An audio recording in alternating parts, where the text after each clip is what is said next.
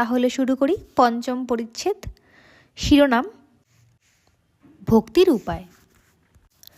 কলকাতা থেকে আসা মাস্টার বিনীতভাবে ঠাকুর শ্রীরামকৃষ্ণকে জিজ্ঞাসা করলেন, ঈশ্বরে কি করে মন হয়?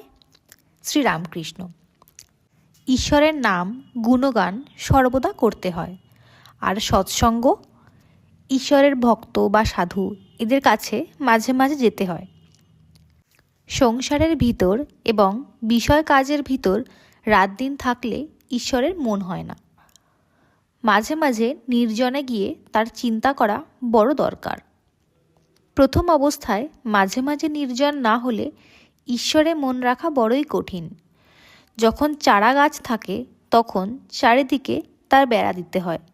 বেড়া না দিলে ছাগল গরুতে খেয়ে ফেলে।